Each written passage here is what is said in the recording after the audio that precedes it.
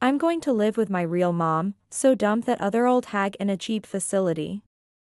Well then, good luck with your life. I am Kathy. I've been married to my husband Matt for 10 years. Matt has a daughter from a previous marriage, Christina. Perhaps because Christina was a teenager when we married, she never really liked me. Despite my efforts to get along, the more I tried, the more she seemed to dislike me. So I decided to keep a respectful distance.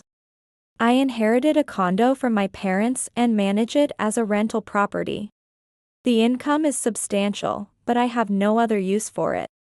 So I'm saving it to ensure a comfortable retirement.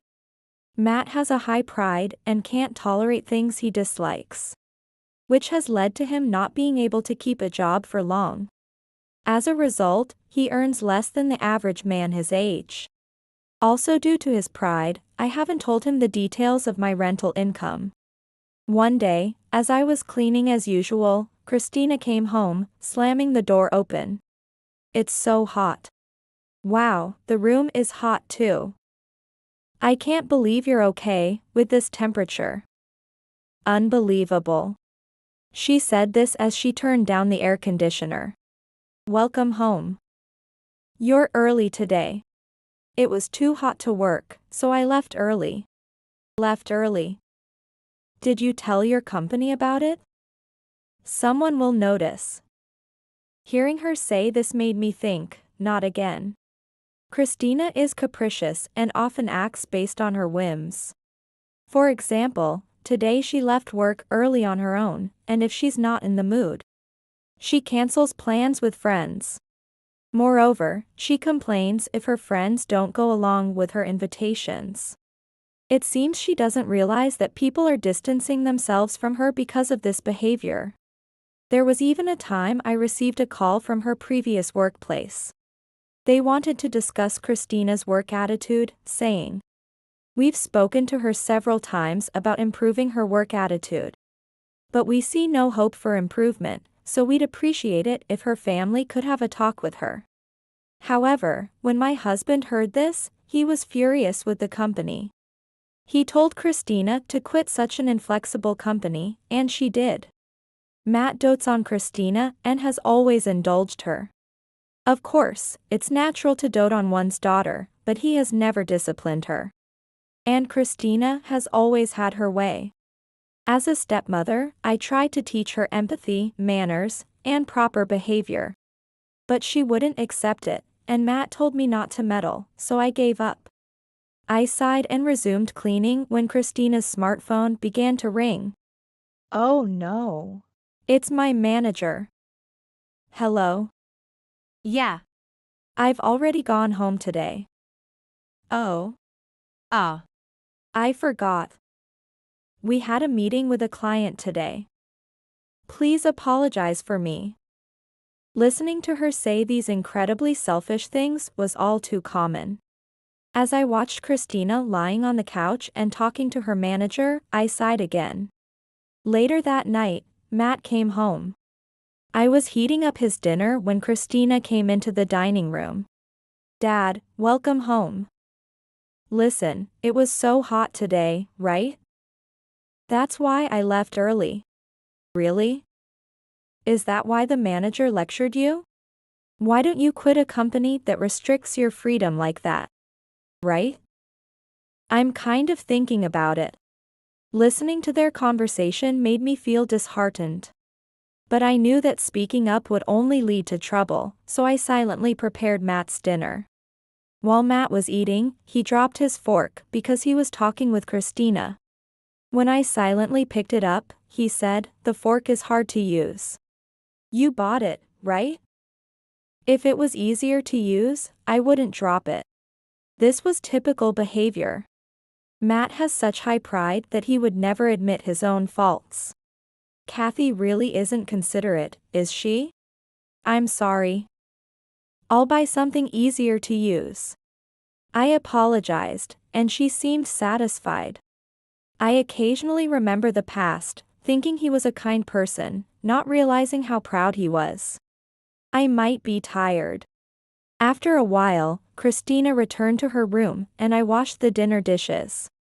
We started using a new tool at work today, but it doesn't seem right for me. So I handed in a feedback form to my boss. A feedback form? Yes. It's troublesome if that tool causes my work to delay. It's best to do things manually. But if it's the company's decision, shouldn't you try to get used to it? When I said that, Matt became visibly upset. Are you saying I'm wrong?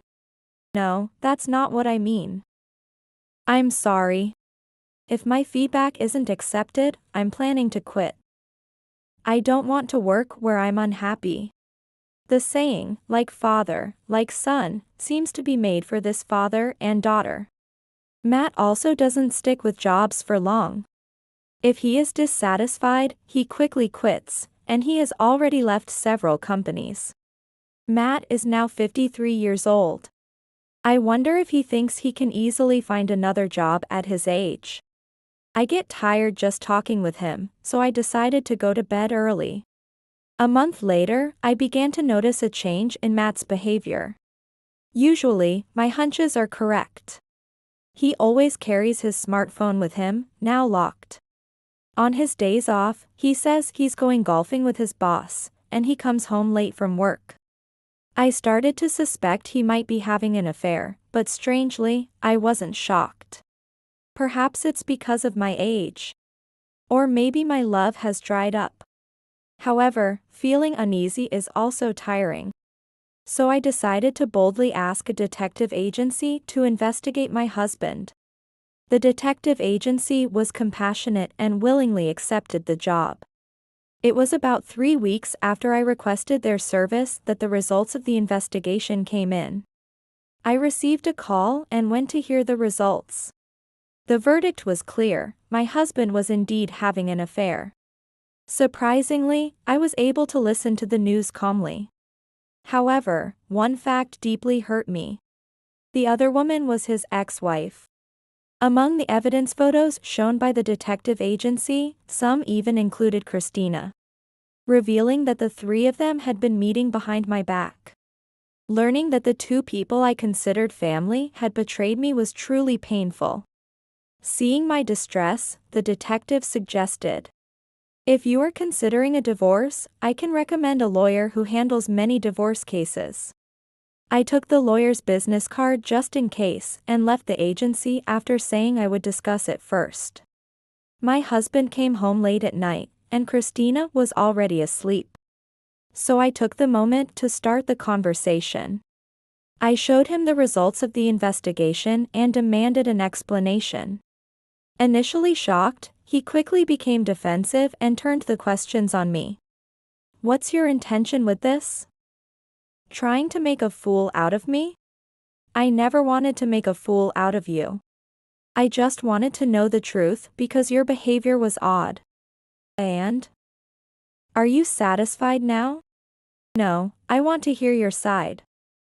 "What were you thinking, having an affair?" "An affair? It may look like that. But this is your fault." "What do you mean?"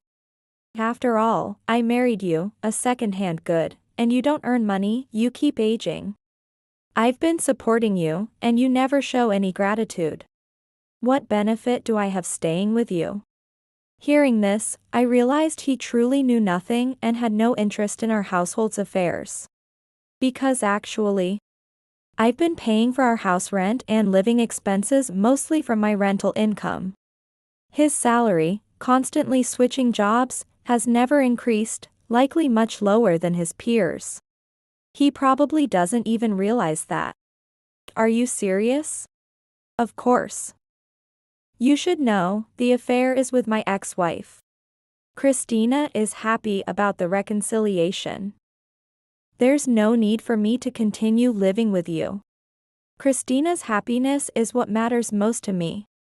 I understand how you feel." "So, you're thinking about getting a divorce, then?" "It's not just a thought, it's a done deal. It's good timing that this came out now. Get the divorce papers tomorrow." His harsh words left me without sadness, Just regret over why I ever got involved with him. Understood. I'll go to the city hall tomorrow. How will you explain it to Christina? Don't worry about that. I'll tell her. She hates you anyway. Understood. Although I knew he was not the type to admit his faults, I expected some reaction. So his unflustered response brought me down. The stark realization that I was never needed weighed heavily on me, leading to self-loathing. The next day, I went to the city hall for the divorce papers. Stopping at a store to buy a drink. I rummaged through my bag to get my wallet and found a business card. A lawyer. It was a lawyer's business card I had received from a detective agency yesterday. Given that divorce had come up, I decided to consult with them. After picking up the divorce papers from the city hall, I immediately contacted the lawyer's office. I was referred by the detective agency. I mentioned, and I was able to make an appointment smoothly. It turned out there was a cancellation the next day. So they asked if that time would work for me, and I promptly scheduled it. As I was preparing dinner as usual, Christina came home. Ew. You're getting a divorce and you're still cooking? That's so creepy. Are you clinging to the past? It seemed she already knew from her father. If you don't want it, you don't have to eat. While I was cooking, Christina started complaining, clearly displeased. I don't know why Dad married you in the first place. I've been against it from the start. Living under the same roof as an old hag has been suffocating. I'm actually happy about the divorce. Good for you. That attitude of yours, acting like you're not affected, always bothered me. Looks like you'll be all alone now. Yes, I suppose I will enjoy it. Christina clicked her tongue and left the house. The two of them did not return that evening, and I ate dinner alone. The next day, I visited the lawyer's office and explained the situation. The lawyer listened compassionately and suggested claiming compensation from my husband and his affair partner. Being unfamiliar with the law, I asked him to represent me. When I returned home, my husband and Christina were there, seemingly waiting for me. Where have you been? What gives you the right to leave the house as a housewife? Really? You better not be out spending Dad's money. I went to get the divorce papers from the city hall. Oh, you're home early today. I laid the divorce papers on the table, and while Christina seemed pleased, Matt immediately began to fill them out. Oh, come on. Hurry up and pack your bags and leave. Sitting next to her father filling out the divorce papers, Christina spoke with a smirk. Me? Obviously. You have to leave. Why is that? Because we're getting a divorce, obviously. Do as Christina says. I'm going to live with my real mom, so dump that other old hag in a cheap facility. Despite paying a rent of $1,800, I thought to myself, if that's what they say, I'll leave. All right. I'll leave. Is that what you want? There's no other choice. You're just in the way now.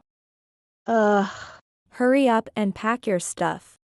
Disgusted by their harsh words, I retreated to my room to pack my belongings.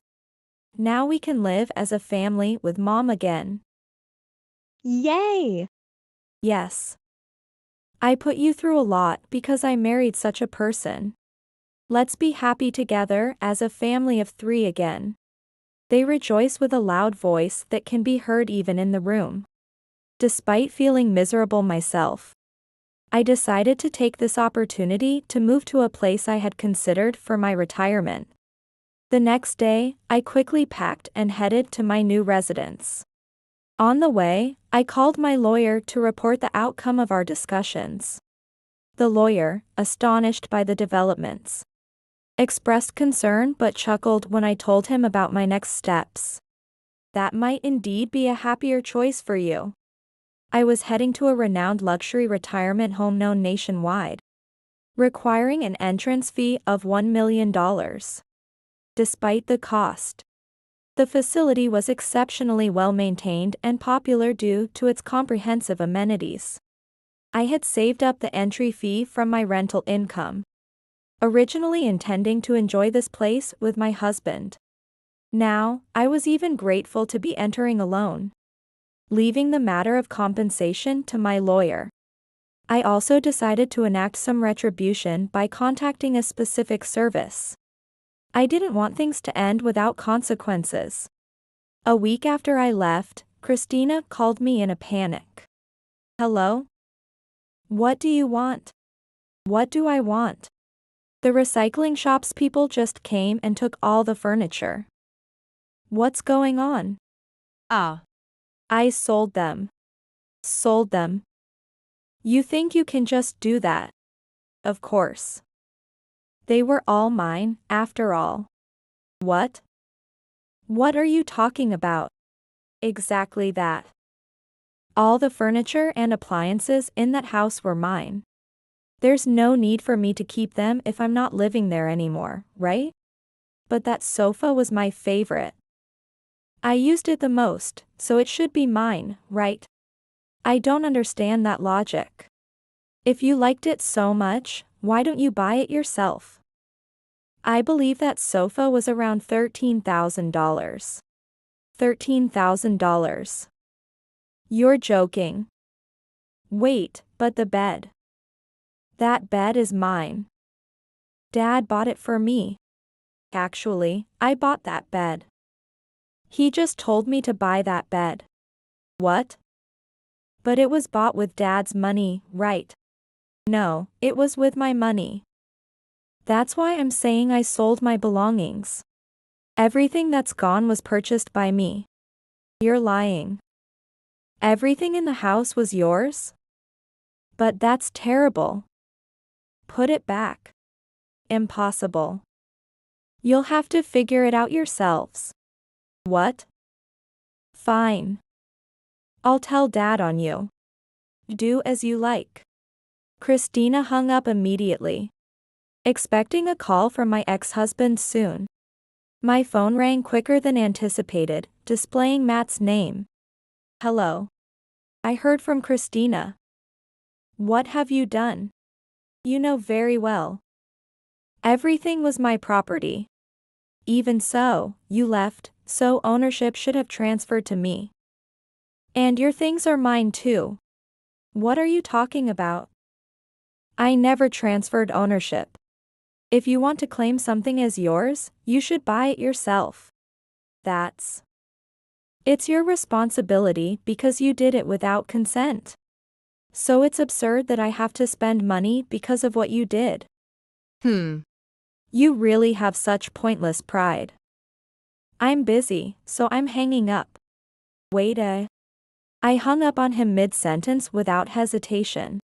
As I was in the middle of a spa session in the relaxation room of the luxury retirement home, where aesthetic services could be booked. Despite numerous calls that followed, I ignored them all. The next day, I received a call from a public phone, and it was Christina.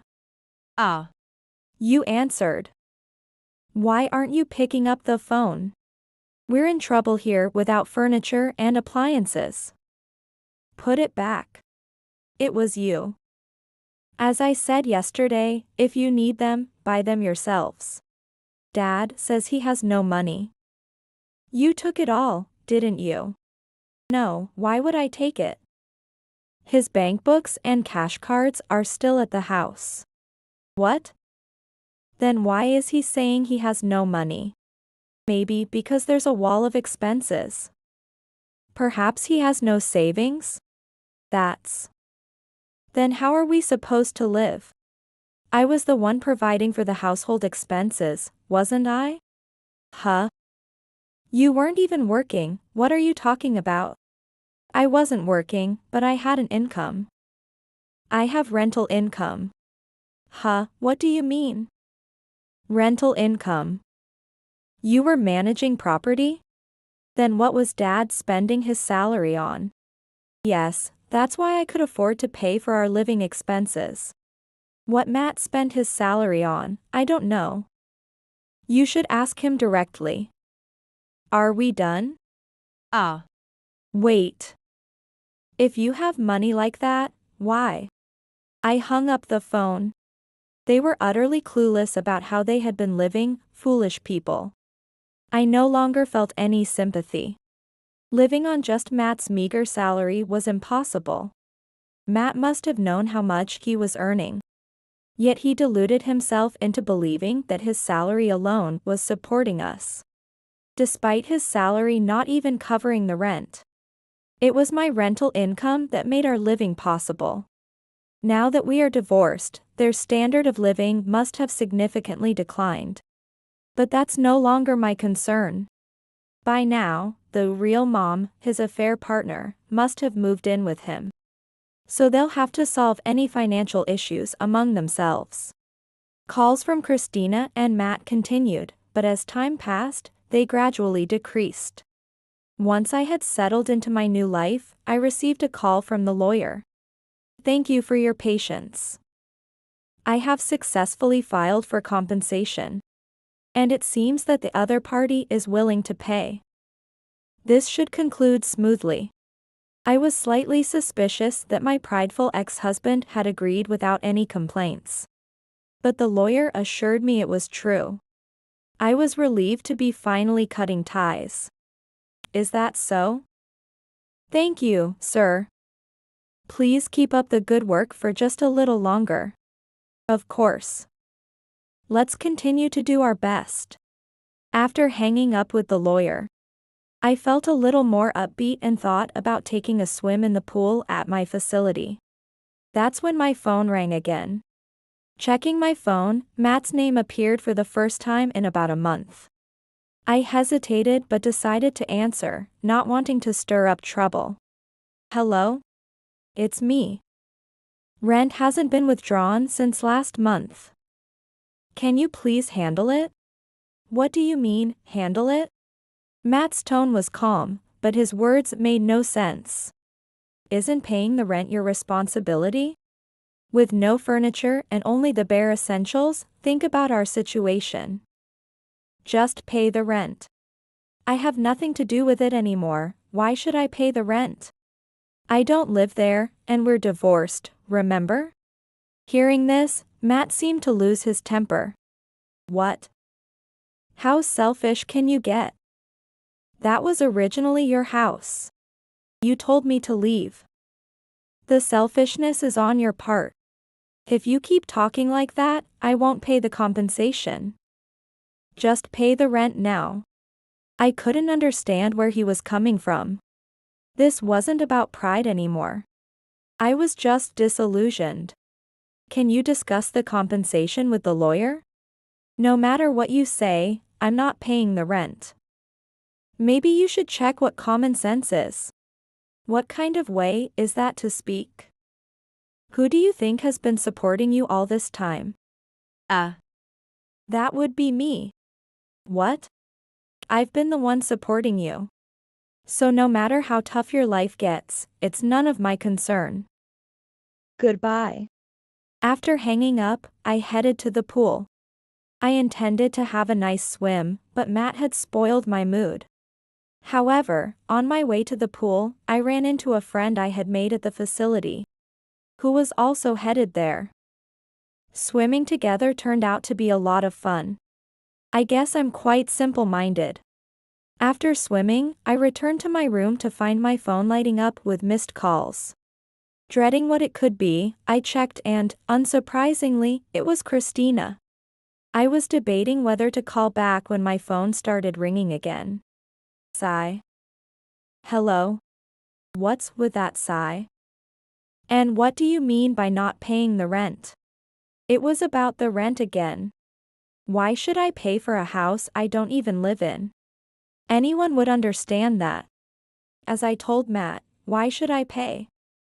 I have no relation to you guys anymore. I don't live there, and I don't see why I should pay rent for strangers. So, you intend to keep making us suffer? Mom has been crying. You sold all our furniture and appliances, the rent is in arrears. And on top of that, you're demanding compensation. How much more trouble do you want to cause us? Christina spoke as if they were the victims. I imagined she would continue to think this way, which seemed like it would lead to a lot of hardships. Ever heard of karma? What goes around comes around. Seriously, how can 3 adults not even manage to pay rent? What were your plans for living? Didn't you think at all? Christina started to falter. Well, that's because Dad said he was a manager and that he had a high income. We thought we'd be taken care of as usual. I thought things wouldn't change even after you left and Mom moved in. He said he was a manager. I couldn't help but laugh. My ex-husband, who had never held a job for more than 3 years, was a manager. That's impossible. It turned out he had been lying to his daughter with his inflated pride. Don't laugh. Christina was getting angry. What a pitiful family. I didn't know much about the affair partner. But anyone willing to rejoin such a family must share similar values. Matt has never advanced in his career. He's never been a manager, let alone a department head. What? That's not what I heard. Why don't you take a good look at reality for once? Sort out your situation, all 3 of you. That said, Christina began to sob and hung up. She sounded like she was crying, but I had said nothing wrong, so I had no regrets. After some time, I received a call from my lawyer informing me that Matt had been reluctant to pay the compensation, but had suddenly agreed and made the payment yesterday. This sudden compliance didn't sit right with me. I suspected he might be plotting something. The lawyer also felt uneasy about Matt's abrupt change in behavior, and advised me to be very cautious, as it was unclear what Matt might do or say next. Given that Matt shouldn't know my current whereabouts, and it was unlikely he could directly do anything, I decided that I would no longer answer any calls now that the compensation payment was complete. The arrangement with the lawyer was originally about the divorce and the compensation, which, now being settled, meant our contract was concluded. After expressing my gratitude, the lawyer offered reassuring words, urging me to contact him immediately should anything unexpected occur. I thanked him again and ended the call politely. Despite the resolution, a lingering unease and a bad feeling remained, and soon became a reality. The next day, I received a call from the front desk of my residence. Surprisingly, a family claiming to be my relatives had shown up. It was Matt and Christina. My bad feeling had been confirmed. Since I have no relatives, I asked the front desk to send them away, and they agreed to handle it. I wondered how they had found out about my location and what they could possibly want now. Despite my curiosity, I had decided to cut ties and resolved not to worry about it. As I headed to the restaurant inside the facility for lunch, I glanced into the lobby. To my astonishment, Matt and Christina were still there, arguing with the security staff and the front desk personnel. Surprised, I involuntarily hid. It's insane to come this far and cause trouble to others. I was getting more and more angry. Mom is living here for us. Don't make me say it again. That's right. Hurry up and prepare our room. It should be the top suite. We're hungry, get us something to eat. We can eat a full course meal every day here, right? That's awesome. I couldn't believe what I was hearing. My patience ran out. Enough is enough. I stepped out into the lobby where they were causing a scene. Mom. Finally, you came. Come on, take us to our room. You arranged to live in such a nice place like this for us, huh? At least you're useful for something. Their sudden change in demeanor was revolting. They smiled at me, and for the first time in my life, I understood what a truly unpleasant smile was. The staff, seeing me, apologized. But it wasn't their fault, it was this family. Staff, please don't apologize. You've done nothing wrong. When I said that, the front desk clerk and the security guard smiled kindly. So that's why you sold the furniture and didn't pay the rent. I finally understand. No, you don't have a place here. Please leave. What are you talking about? You moved here for us, right? Their presumption was infuriating, their capacity to annoy me seemingly boundless. Absolutely not. Stop this nonsense. This is my home. If you really want to stay, apply on your own. As I yelled, Matt and Christina appeared slightly shaken, and used to seeing me angry. Why are you mad? Because we came too late? We came all this way for you, and this is how you treat us. But just this once, I'll forgive you. Now, show us to our room. You really don't understand, do you? All right, I'll show you to your room. The two seemed reassured by this comment. However, they probably hadn't grasped the actual meaning behind my words. Could you please call the police? Right now. Upon hearing the police, they finally panicked. What? What do you mean? Police. What are you talking about? I said I'd show you to your room, right? Well, it looks like your room is at the police station. Good for you. And if you really want to live here, come back after you're over 60. With a smile, I watched as the front desk personnel picked up the receiver. Wait. No need for police. I came here for you. For me? When did I ever ask you to come? We didn't know where you were, so we hired a detective. And then we heard you were living in this fancy place and decided to come. Their admission revealed how they found me. They were undoubtedly after my money. You're just after my money, aren't you? Unable to pay a rent of $1,800. Unable to afford enough furniture and appliances. And after all our interactions, you guessed I had money and tracked me down, right? Stunned into silence, they couldn't respond. I didn't know the rent was $1,800. Mom thought we were living a luxurious life here and came back to us. But when she saw the reality, she left. Christina. Don't say that. Don't you have any pride? But as they started to bicker among themselves, I watched, bemused by their petty quarrel. Anyway, since you live here, you must have money, right? You should use it for us, your family. You knew about the money. And you paid off the compensation for Mom and Dad's affair with loans. You should pay off that debt too. Their conversation confirmed my suspicions. So they used their last bit of money to hire a detective to find where I was living. Discovering I resided in a luxury retirement home, and they planned to move in with me. They thought if I was wealthy, I could pay off the compensation they had borrowed money for. And they intended to make me repay their debts as well. It's such an unreasonable and pathetic situation. Who would understand this? I have nothing to talk to you about. We're complete strangers now. The police will be here soon, so just wait.